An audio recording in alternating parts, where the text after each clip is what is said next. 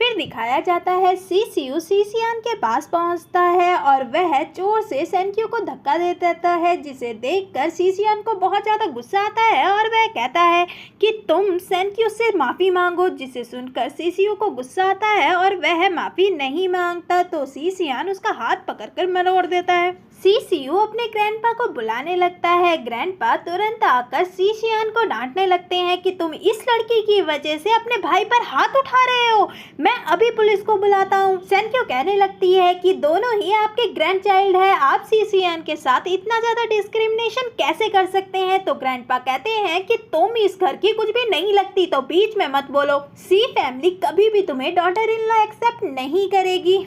जिसे सुनकर सीशियान सीयू को छोड़कर सेनक्यू के पास आता है और कहता है कि आप एक्सेप्ट करें या ना करें, पर ये मेरी फियांसे है तो आप इसके साथ ऐसा बिहेव नहीं कर सकते। जिसे सुनकर ग्रैंडपा को बहुत ज़्यादा गुस्सा आता है और उनकी तबीयत खराब हो जाती है। हॉस्पिटल का सीन दिखाया जाता है जहाँ पर डॉक्टर आकर उन्हें बताता है कि ग्रैंडपा की तबीयत बहुत ज़्यादा क्रिटिकल है और उनका बचना बहुत ज़्यादा मुश्किल है।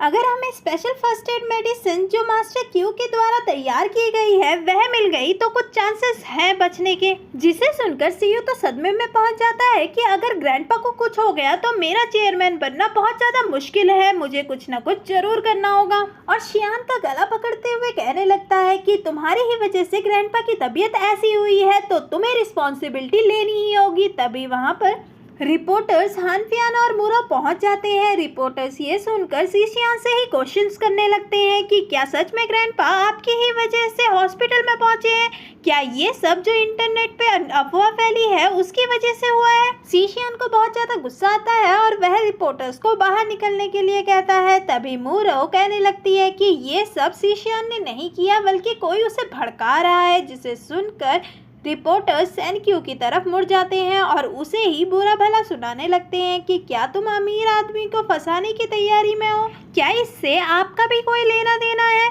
और उसे उल्टा सुल्टा सुनाने लगते हैं। जिसे सुनकर सीशियान को बहुत ज़्यादा गुस्सा आता है और वह सेनक्यू को कहता है कि इनकी बातों पर बिल्कुल भी विश्वास मत करना।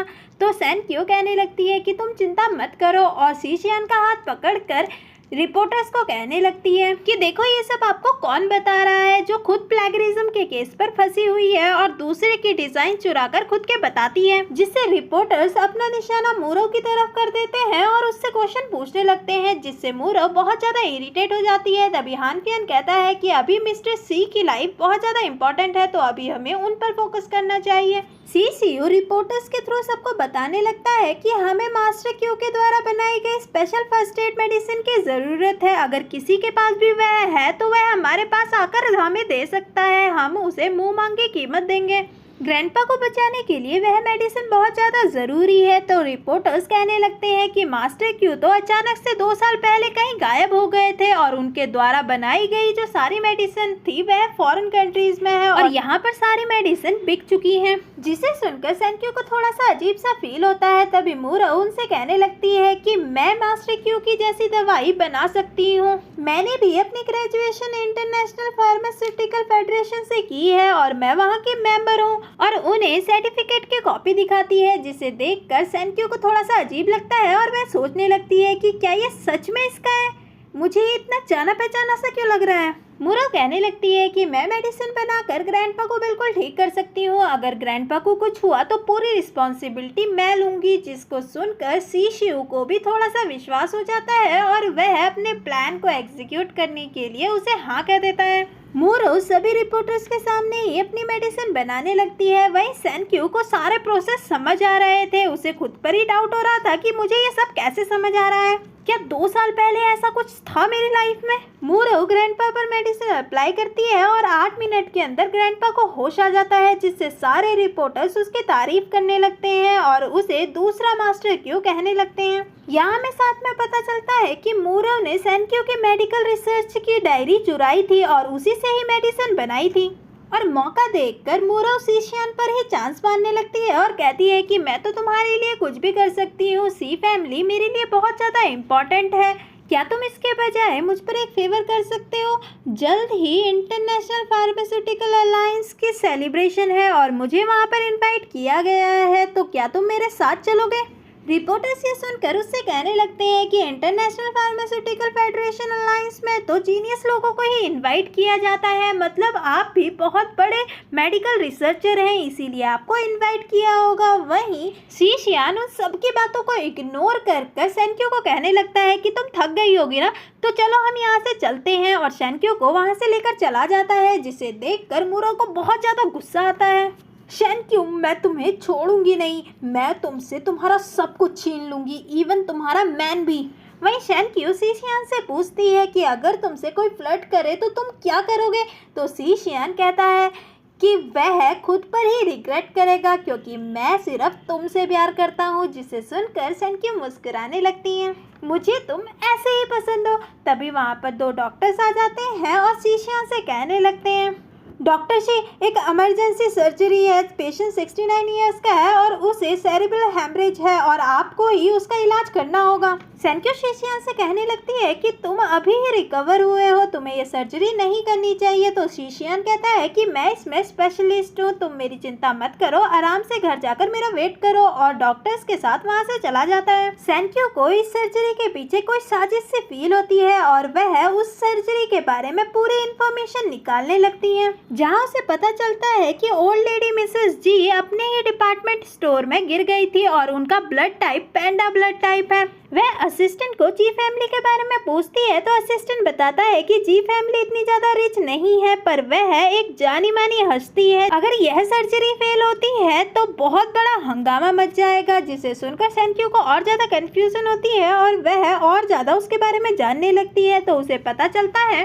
कि जी फैमिली ने ब्लड के लिए दो लोगों को तैयार किया था, पर आज ही के दिन दोनों ही लोग अलग अलग बहाने से अब्रॉड भाग गए, जिससे दोनों का शक पक्का हो जाता है कि इस सर्जरी को फेल करने की पूरी कोशिश की जा रही है। सेंक्यू पैंडा ब्लड टाइप वाले को ढूंढने लगती है और उसे वह मिल भी जाता है, जिससे वह बहुत ज्यादा खुश हो जाती है। हॉस्पिटल के बाहर सेंक्यू और असिस्टेंट देखते हैं कि बहुत से रिपोर्टर खड़े होकर शीशियान की तारीफ कर रहे थे कि आज शीशियान की फिर से एक सर्जरी है और उनका सक्सेस रेट 100% का है, और आज वह जी फैमिली की ओल्ड लेडी का ऑपरेशन कर रहे हैं। तो देखते हैं कि आज का रिजल्ट क्या रहता है, जिसे देखकर असिस्टेंट और सेंक्यू को कंफर्म हो जाता है कि यह लोग शीशियान को ही टारगेट कर रहे हैं, वरना यह इतना बड़ा केस नहीं था कि यहाँ पर रिपोर्टर्स पहुँच जाएं। इसके पीछे जरूर कोई है। वहीं सीसीओ और हानफियान मुस्कुरा रहे थे कि आपने तो कमाल कर दिया। सेंक्यू मिस्टर जी को बताती है कि तुम्हारी ग्रैंडमदर को जल्दी पैंडा ब्लड की जरूरत पड़ने वाली है और उसे वह कहीं भी नहीं मिलने वाला, क्योंकि जो 2 पर्सन तुमने तैयार किए थे वह अब्रॉड जा चुके हैं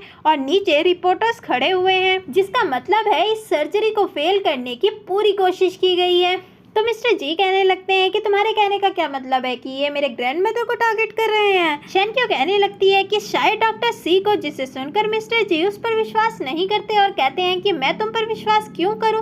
तभी वहाँ पर नर्स आती है और बताती है कि हमें पैंडा ब्लड की जरूरत है, अगर 15 मिनट में नहीं मिला तो ग्रैंडपा को कुछ भी हो सकता है। जिसे सुनकर मिस्टर जी परेशानी के साथ सेंक्यू की तरफ देखते हैं। तो सेंक्यू कहने लगती है कि तुम चिंता मत करो, मैंने बंदोबस्त कर दिया, वह बस आता ही होगा। तभी वहाँ पर असिस्टेंट और ब्लड देने वाला आदमी आ जाता है। असिस्टेंट उस आदमी की सारी रिपोर्ट नर्स को दिखाता है और नर्स उस आदमी को ब्लड लेने के लिए ले जाती है। मिस्टर जी सेंक्यू को कहते हैं कि मैं तुम्हारा कैसे शुक्रिया अदा कर सकता हूँ। तो सेंक्यू कहती है कि सब कुछ तैयार है, बस तुम्हें एक परफॉर्म प्ले करना होगा, और उसे प्लान बताती है।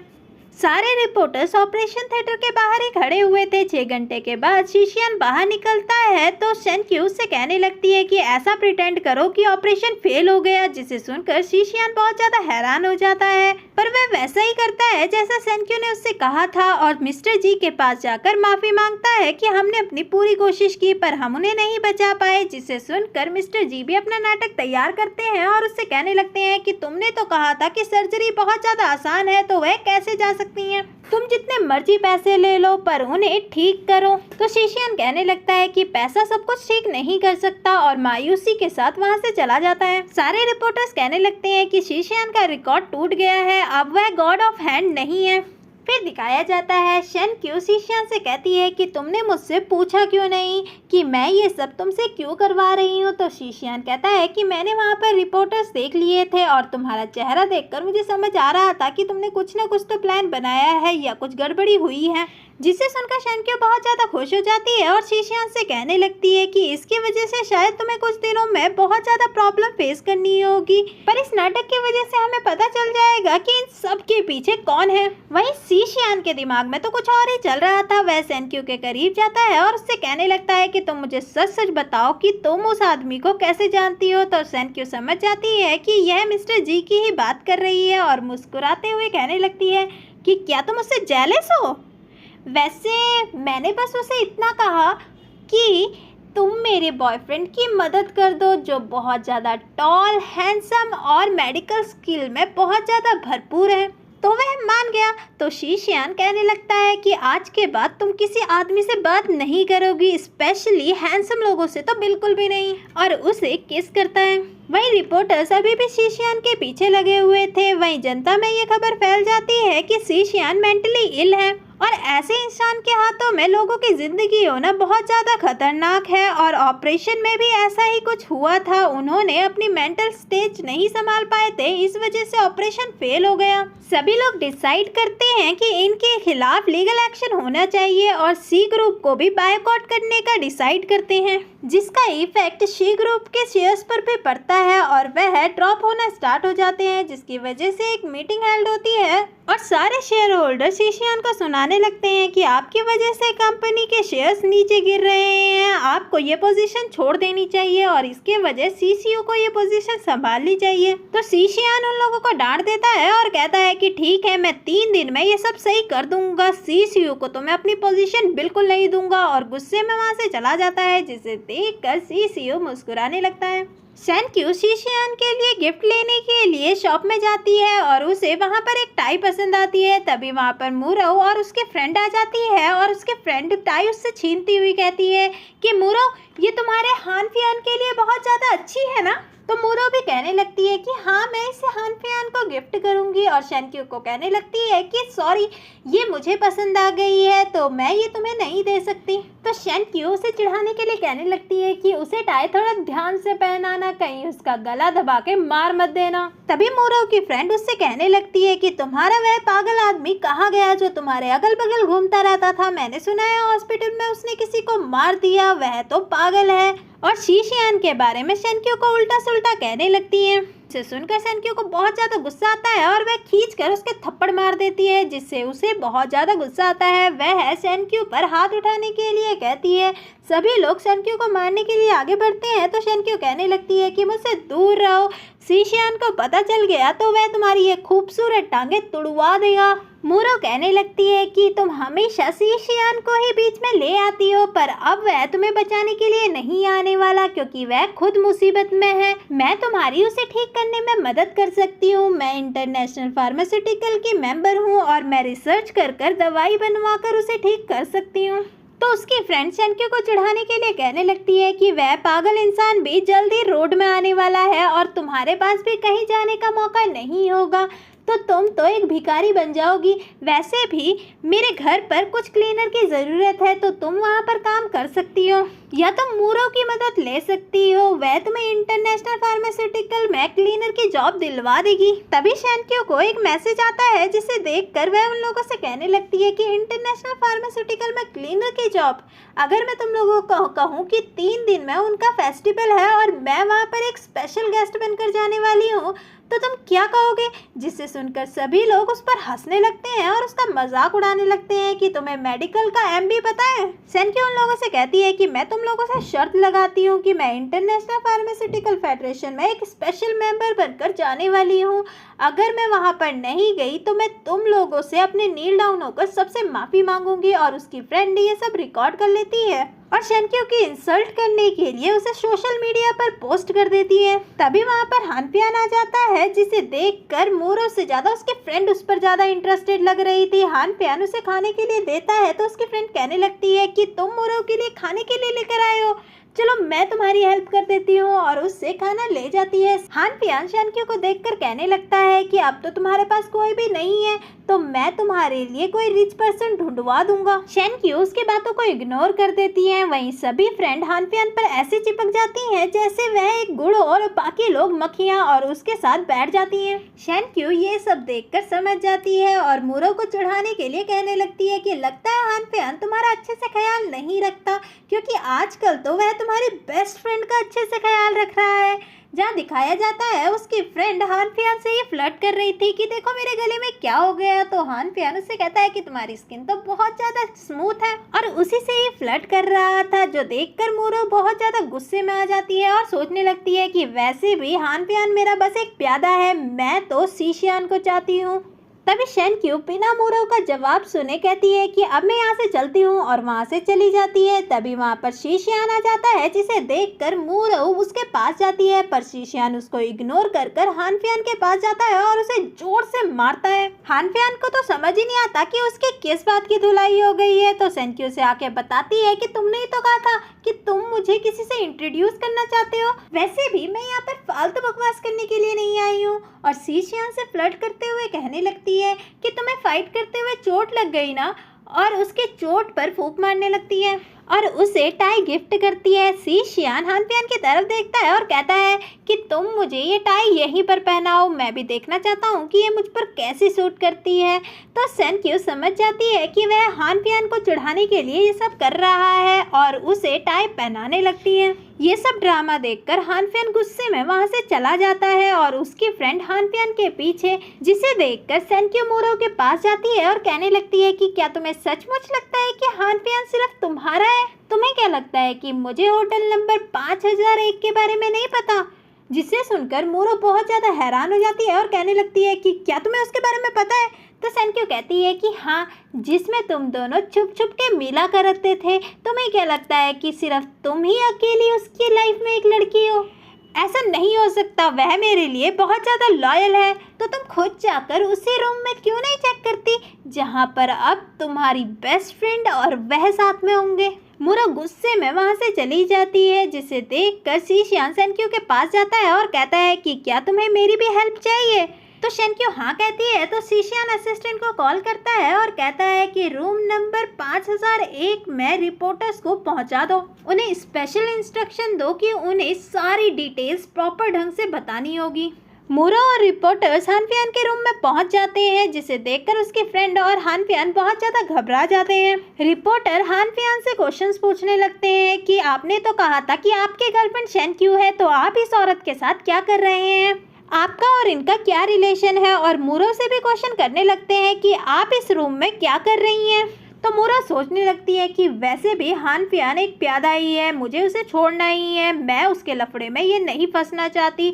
और रिपोर्टर से कहने लगती है कि शायद रिसेप्शनिस्ट ने मुझे गलत की कार्ड दे दिया है और मैं गलत रूम में आ गई हूँ, मेरा इस आदमी से कोई भी लेना देना नहीं है, और वहाँ से चली जाती है। हानफियान हॉट सर्च में आ चुका था और सभी लोग उसी की बातें कर रहे थे कि वह तो बहुत ज़्यादा गंदा है, मैंने सोचा कि वह बहुत ज़्यादा अच्छा होगा, पर शेनक्यू ने ठीक ही किया उस जैसे इंसान को छोड़कर। शेनक्यू भी ये सुनकर बहुत ज़्यादा खुश थी कि हानफियान की इमेज की धज्जियां उड़ चुकी है।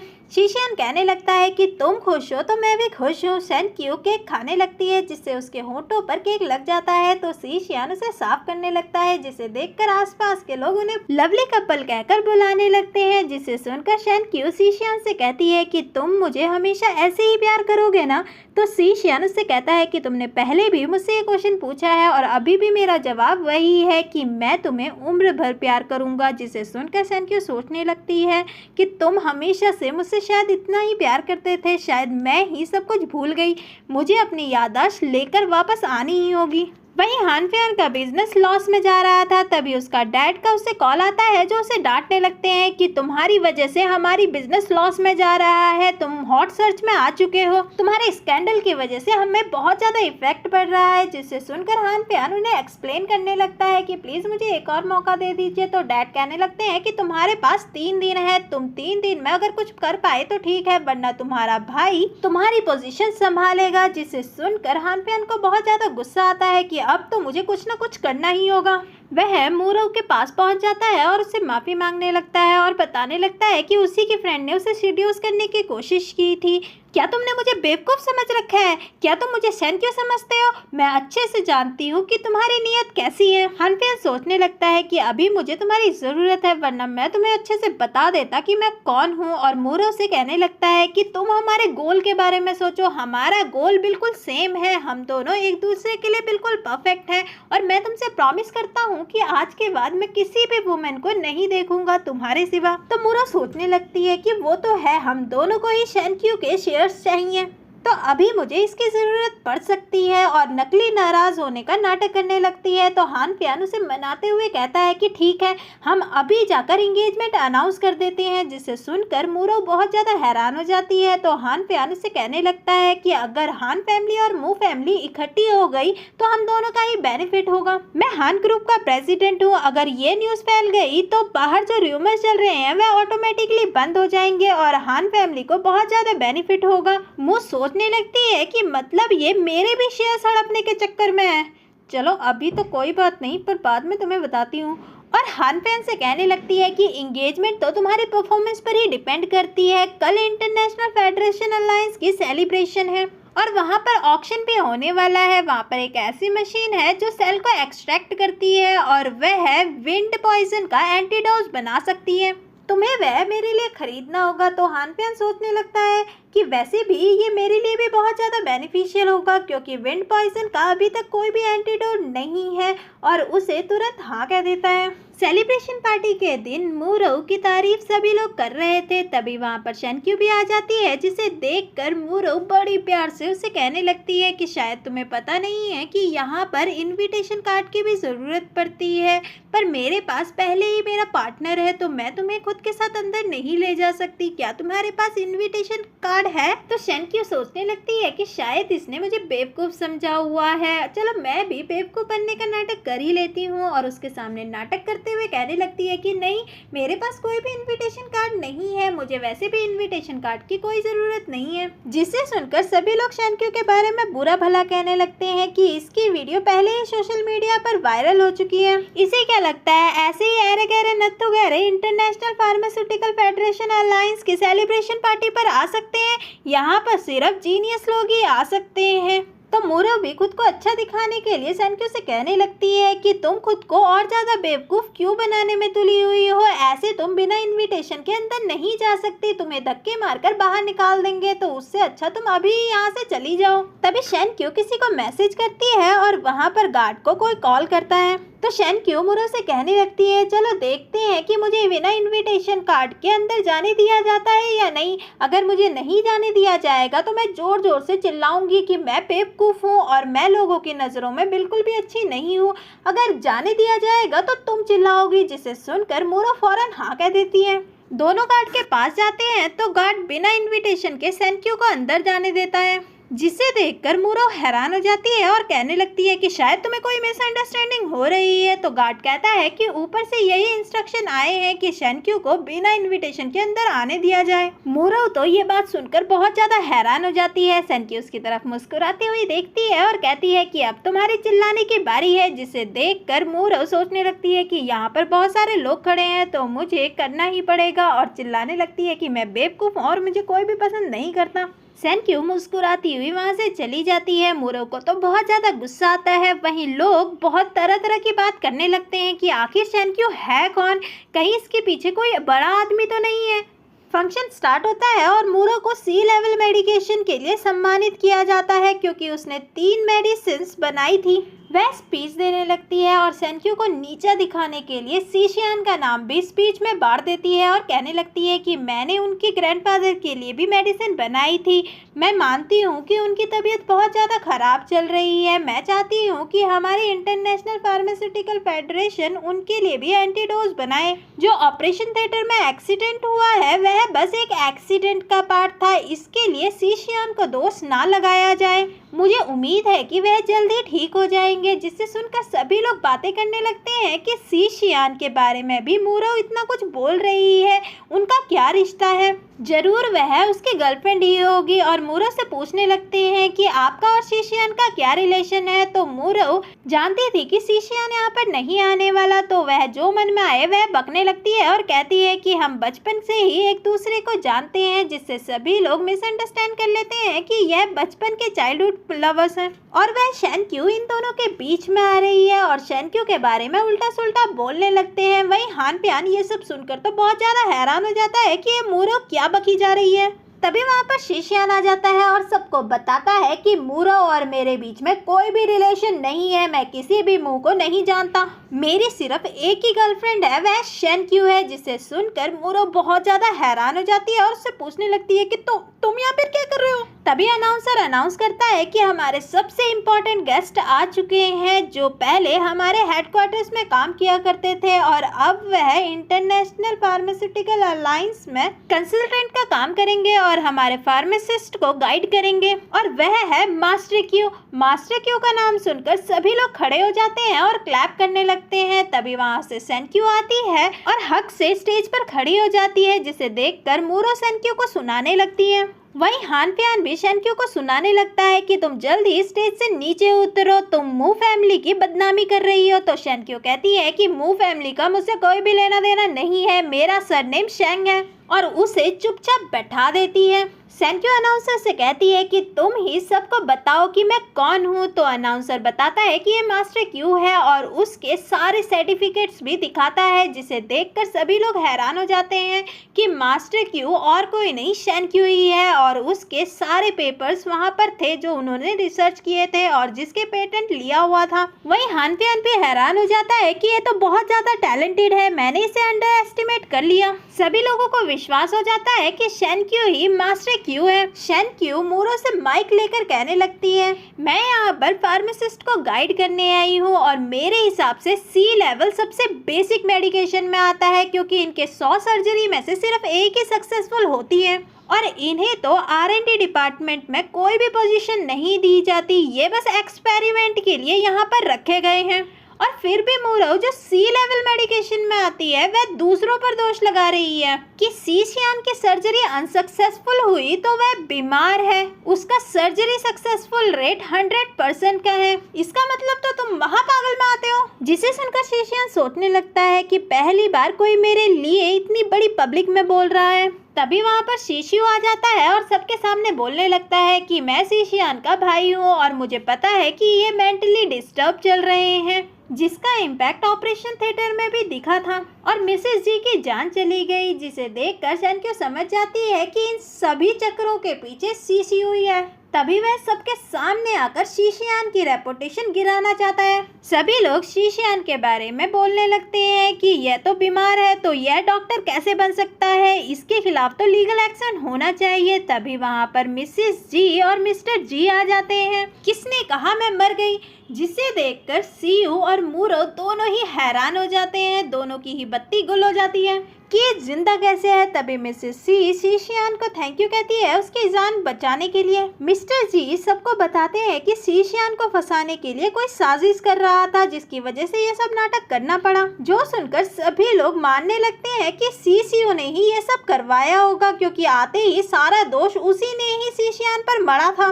और सभी लोग सीसीयू के बारे में बातें करने लगते हैं कि क्या ये सब इसी ने ही करवाया है, जो सुनकर सीयू कहने लगता है कि शायद बहुत बड़ी मिसअंडरस्टैंडिंग हो गई है, चलो इस बात को यहीं पर ख़त्म करते हैं। तभी शेनक्यू कहने लगती है कि तुम्हें शीशियान से माफ़ी मांगनी चाहिए, क्योंकि तुमने बेकसूर में उस पर इल्ज़ाम लगाया है। क्या सच में तुमने ये सब करवाया है? तो सीसीयू शेनक्यू को सुनाने लगता है कि फालतू बकवास मत करो। तो मिस्टर जी कहते हैं कि वह फालतू बकवास नहीं कर रही है, वो इंक्वायरी तो मैं करवा कर रहूँगा कि मेरी ग्रैंडमदर को मरवाने की किसकी साजिश थी। मिस्टर जी वहाँ से चले जाते हैं। शीशियू भी वहाँ से जाने ही वाला था, तभी शेनक्यू शीशियू से कहने लगती है कि तुम कहाँ चले, तुम्हें तो शीशियान से माफ़ी मांगनी ही होगी, क्योंकि तुमने उस पर गलत इल्ज़ाम लगाए हैं। वहाँ पर खड़े सभी लोग शीशियू के बारे में उल्टा कहकर उसको कहने लगते हैं कि तुम्हें तो माफ़ी मांगनी ही चाहिए, वह तुम्हारा बड़ा भाई है और तुम उसके साथ ऐसा बिहेव कर रहे हो और ऐसे तुमने साजिश की। मूरो शीशियान से माफ़ी मांगते हुए कहने लगती है कि प्लीज़ मुझे माफ़ कर दो कि मैंने तुम्हें गलत समझा, मैं दिल की ज्यादा बुरी नहीं हूँ। तो शीशियान उसे एटीट्यूड में कहने लगता है कि ठीक है, मैं तुम्हारे पहले सेंटेंस को एक्सेप्ट करता हूँ, जिससे मूरो का फेस बन जाता है। शीशियो भी उससे माफी मांगता है तो शीशियान उसे कहने लगता है कि मैं तुम्हारी अपोलॉजी बिल्कुल भी एक्सेप्ट नहीं करूंगा। तभी अनाउंसर बताता है कि ऑक्शन का टाइम हो गया है और उसे मशीन दिखाते हुए कहता है कि ये हमारे टॉप हैकर ने बनाई है, जो एक ऑटोमेटिक सेल डिटेक्टर है और किसी भी सेल को अच्छे से ऑब्जर्व कर सकता है। सेनक्यू के फेस पर स्माइल आ जाती है और वह शीशियान की तरफ देखते हुए कहने लगती है कि मुझे ये मशीन चाहिए किसी भी हालत में। मूरो भी सेनक्यू को नीचा दिखाने के लिए हानफियान से कहने लगती है कि ये मशीन मेरी ही होनी चाहिए, तो हानफियान ओके कह देता है। बिडिंग स्टार्ट हो जाती है। बोली 9 बिलियन तक पहुंच जाती है। सभी लोग ये देखकर हैरान हो जाते हैं। सीसीयू शीशियान से कहने लगता है कि सी ग्रुप तुम्हारा नहीं है, जो तुम इतनी सारी रकम इस मशीन पर बिता रहे हो। वहीं हानफियान भी मूरो से कहने लगता है कि ये बहुत ज्यादा होगा, मैंने अपने हान ग्रुप के भी सारे पैसे इसमें लगा दिए हैं, अब मेरे पास और ज्यादा पैसे नहीं है। मूरो कहने लगती है कि मैं अपने रिसर्च पेपर्स और अपने शेयर्स भी तुम्हें दे देती हूँ, पर मुझे ये मशीन किसी भी हालत में चाहिए। अगर ये मशीन हमारे हाथ आ गई तो हम किसी भी सेल को स्टडी कर कर आराम से किसी भी दवाई की एंटीडोज बना सकते हैं और हम आराम से अपना फाइनेंशियल प्रॉब्लम सॉल्व कर सकते हैं। हानफियान ओके कह देता है और 10 बिलियन की बोली लगा देता है। शीशियान भी आगे बोली लगाने ही वाला था, तभी सेनक्यू इशारा कर कर उसे रोक देती है, जिसे देखकर वह मशीन हानफियान और मूरो की हो जाती है, जिससे हानफियान तो बहुत ज्यादा खुश हो जाता है। अनाउंसर हानफियान से कॉन्ट्रैक्ट पर साइन ले लेता है, जिसपे लिखा हुआ था कि 15 दिन के अंदर उन्हें पूरी की पूरी रकम देनी होगी और उसमें मूरो के रिसर्च पेपर्स और 50% शेयर भी इंक्लूड थे। हानफियान सेनक्यू को चिढ़ाने लगता है कि अब तो मशीन हमारी हुई, तो सेनक्यू कहने लगती है कि अभी तक तुमने पूरे पैसे नहीं दिए, क्या तुम इतने सारे पैसे दे पाओगे? तो हानफियान अकड़ जमाते हुए कहता है कि क्यों नहीं। तो सेनक्यू कहती है कि क्या तुम सच में मूरो से प्यार करते हो? तो हानफियान कहता है कि हाँ, मैं उससे बहुत ज़्यादा प्यार करता हूँ। तो सेनक्यू कहने लगती है कि अगर मूरो के रिसर्च पेपर खराब हो गए तो भी तुम क्या उसका साथ दोगे? तो हानफियान कहता है कि हाँ ऑफ कोर्स, और सबके सामने अनाउंस कर देता है कि मूरो और मैं जल्द ही शादी करने वाले हैं, जिसे सुनकर मूरो तो हैरान हो जाती है। सेनक्यू कहने लगती है कि ठीक है और सबके सामने अनाउंस करती है कि मैं मूरो को सू करती हूँ कि उसने मेरे रिसर्च पेपर चुराए हैं और जो उसने शीशियान के ग्रैंडफादर को दवाई लगाई थी वह रिसर्च भी मेरी थी। जो सुनकर सभी लोग हैरान हो जाते हैं और मूरो खुद की सफाई देते हुए कहने लगती है कि तुम ये क्या बकवास कर रही हो, वह रिसर्च मेरी थी। मानो तुम मास्टर क्यों हो, पर ऐसे किसी पर दोष नहीं लगा सकती। तो सेनक्यू कहने लगती है कि तो बताओ मुझे, तुम्हारी रेसिपी सेम मेरी जैसी कैसी थी? सेनक्यू सब कुछ आकर बताने लगती है कि 2 साल पहले इन्होंने मेडिसिन देकर मेरी याददाश्त घुमा दी थी, इसी वजह से मैं 2 साल पहले गायब हो चुकी थी। मुझे बस कुछ ही लोग याद थे, एक हानफियान और एक मू फैमिली, जिसका फायदा उठाकर इन लोगों ने मेरी याददाश्त को मैनिपुलेट किया और मुझे बताया कि मेरा बॉयफ्रेंड हानफियान है और मैं उससे बहुत ज्यादा प्यार करती हूँ, जिसे सुनकर शीशियान बहुत ज्यादा हैरान हो जाता है और उसे पुरानी बात याद आती है जहाँ सेनक्यू उसे धक्का मारकर खुद से दूर कर रही थी और उसे उसका बॉयफ्रेंड होने से भी मना कर रही थी। अब जाकर उससे समझ आता है कि सेनक्यू अचानक से इतना ज्यादा क्यों बदल गई थी। सेनक्यू सबूत के तौर पर दिखाती है कि जो मेडिसिन मूरो ने ग्रैंडफादर को लगाई थी उसके कुछ साइड इफेक्ट भी हैं, जिससे उनकी तबीयत और ज़्यादा क्रिटिकल हो सकती है, पर अभी वह स्टेबल है और वीडियो में भी दिखाती है और साथ में ही अपने पेटेंट्स भी दिखाती है, जिसमें वह मेडिसिन पहले ही पेटेंटेड था। जिसे देखकर सभी लोग बातें करने लगते हैं कि हान फैमिली और मू फैमिली इतनी ज़्यादा शेमलेस हो सकती है कि किसी की लाइफ बर्बाद कर सके। हानफियान सेनक्यू को कहने लगता है कि तुम ये क्या बकवास कर रही हो, हम तुम्हारे शेयर्स के लिए ऐसा क्यों करेंगे, तुम झूठ बोल रही हो। तो सेनक्यू कहती है कि मैं तुम में बाद में आती हूँ और अनाउंसर से कहने लगती है कि इस चोरी और फ्रॉड के लिए मूरो को क्या सजा मिलनी चाहिए। तो अनाउंसर बताता है कि मूरो को फायर किया जाता है और इसके अलावा उसे 5 बिलियन फाइन पे करना होगा, जिसे सुनकर मूरो तो सदमे में आ जाती है और सेनक्यू पुलिस को भी बुला लेती है। मूरो सेनक्यू से माफी मांगते हुए कहने लगती है कि प्लीज मुझे माफ कर दो, मैं अपने पेरेंट्स से कहूंगी कि तुम्हारे सारे शेयर्स वापस कर दे, प्लीज मुझे जेल मत डालो, प्लीज मुझे माफ कर दो। तो सेनक्यू कहती है कि क्या तुम्हारे पास पैसे हैं?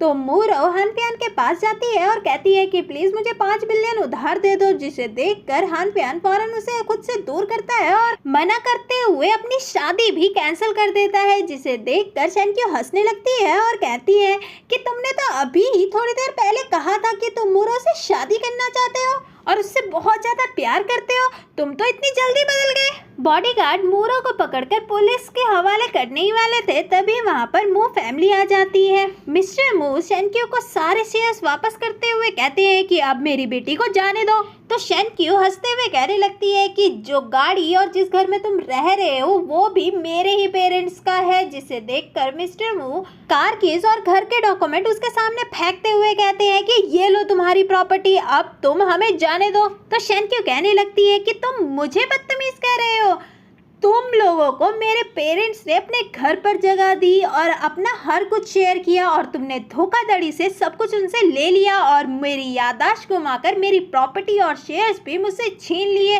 मिसेस मू तो सेनक्यू के सामने घुटने में बैठकर माफी मांगने लगती है और कहती है कि तुम मेरी बेटी को जाने दो, प्लीज हमें माफ कर दो, और उस पर रिश्तेदारी होने का प्रेशर बनाने लगती है, जो शीशियान देखकर समझ जाता है कि ये लोग क्या कर रहे हैं। सेनक्यू उन्हें माफ करने से मना कर देता है, जिसे देखकर मिसेस मू कहने लगती है कि तुम हमारी फैमिली के बीच में क्यों बोल रहे हो। तो शीशियान कहता है कि यह मेरी फियांसे है और जिसे यकीन नहीं आता तो मैं सबके सामने उसे प्रपोज कर देता हूँ, और शादी के लिए डायरेक्ट उसे प्रपोज कर देता है। सेनक्यू हाँ कह देती है, जिसे देखकर शीशियान बहुत ज्यादा खुश हो जाता है और उसे रिंग पहना देता है और असिस्टेंट को मू फैमिली को वहां से ले जाने के लिए कहता है। हानपियान भी वहां से खिसकने वाला था, तभी सेनक्यू उसे रोकती है और कहती है कि अगर तुमने टाइम पर पैसे नहीं दिए तो देख लेना क्या होगा।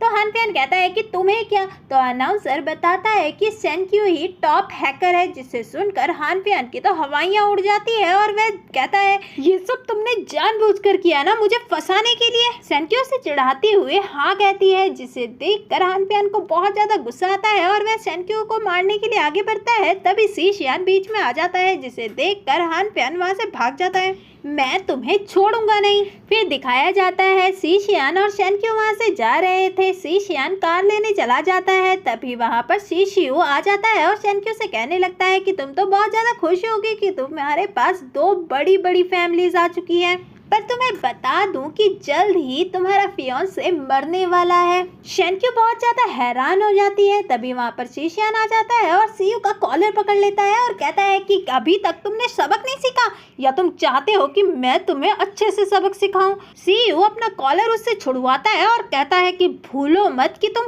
क्या हो, और वहाँ से चला जाता है। सेनक्यू सोचने लगती है कि जरूर शिशु शीशियान की बीमारी की ही बात कर रहा होगा, क्योंकि अभी तक उसका कोई भी एंटीडोज नहीं बना है। अगर उसका एंटीडोज नहीं बना तो वह 2 महीने से ज्यादा नहीं जी पाएगा, जिससे देखकर सेनक्यू थोड़ा सा परेशान हो जाती है। तभी शीशियान उसके पास आता है और उससे पूछता है कि तुम ठीक हो ना, तो शीशियान हाँ कहती है। तभी शीशियान की तबीयत थोड़ी सी खराब होने लगती है और उसे याद आता है कि शायद ये उस बीमारी के ही साइड इफेक्ट होंगे। सेनक्यू शीशियान से कहने लगती है कि मेरे साथ हॉस्पिटल चलो, वहाँ पर जाकर मैं तुम्हारा चेकअप करूंगी।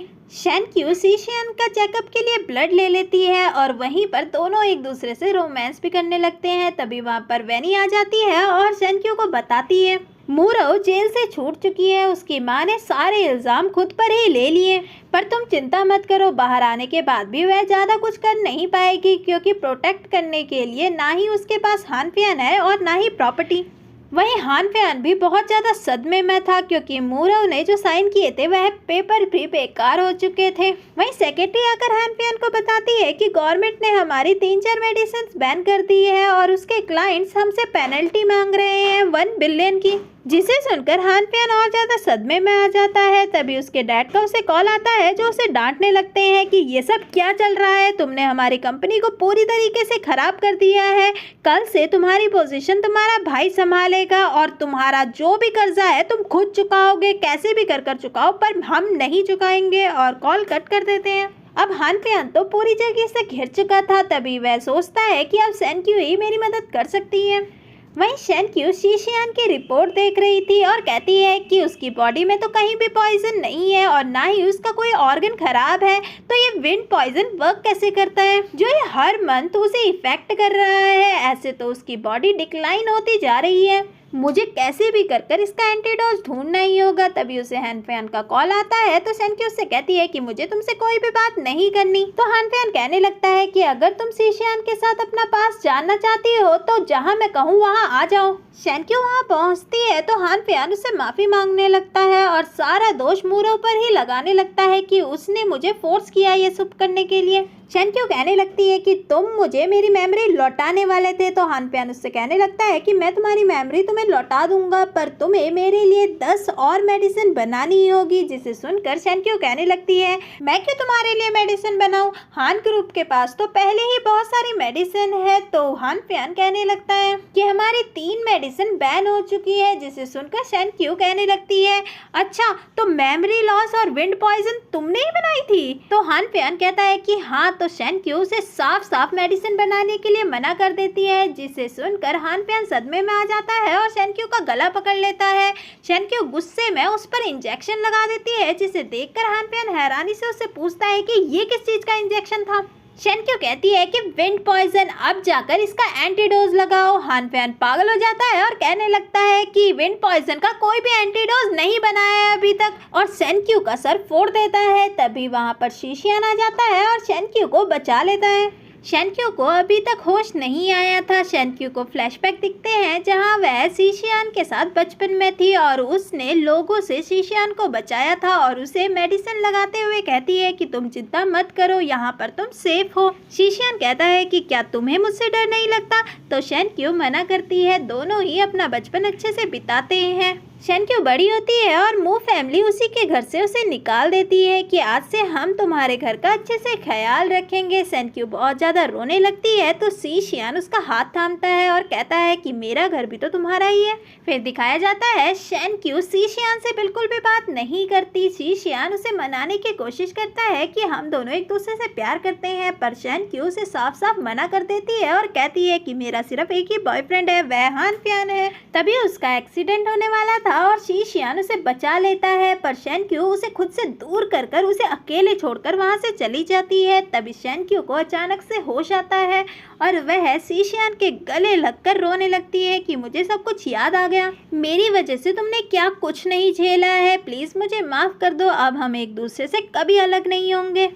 फिर दिखाया जाता है सेंक्यू शीशियान के लिए मेडिसिन बना रही थी। तभी शीशियान बाहर से ये देखता है और कहता है कि मेरी बीमारी का अटैक का टाइम आ गया है, इस वजह से कुछ दिनों के लिए मैं तुमसे नहीं मिल पाऊंगा। और वहां से जाते हुए असिस्टेंट से कहता है कि इसकी सिक्योरिटी बढ़ा दो।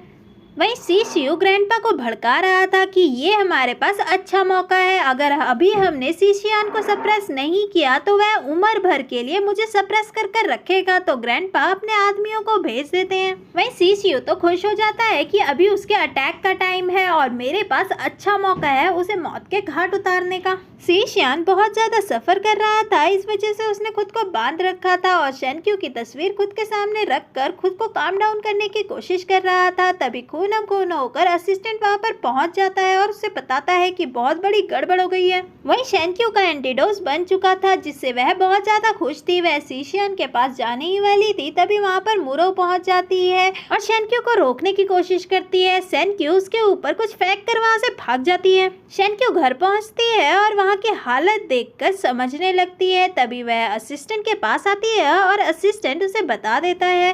फिर दिखाया जाता है सेंक्यू उस जगह पर पहुंच जाती है जहां शीशियू शीशियान को मारने की तैयारी में था। सेंक्यू उसे आवाज लगाती है और शीशियू से कहने लगती है कि तुम्हें जो चाहिए मैं तुम्हें दूंगी। शीशियू कहने लगता है कि तुम मुझे कुछ भी नहीं दे सकती। तो सेंक्यू से बताती है कि मैंने विंड पॉइजन का एंटीडोज ढूंढ लिया है। तभी वहां पर हान प्यान और मूरो भी पहुंच जाते हैं। हान प्यान की तबीयत भी विंड पॉइजन की वजह से इफेक्ट में थी और वह उनसे कहने लगता है कि मुझे वह पॉइजन का एंटीडोज चाहिए। शीशियू को तो बस शीशियान को मारना था और इस वजह से वह कार को आग लगाने के लिए उसमें डीजल फेंकने लगता है।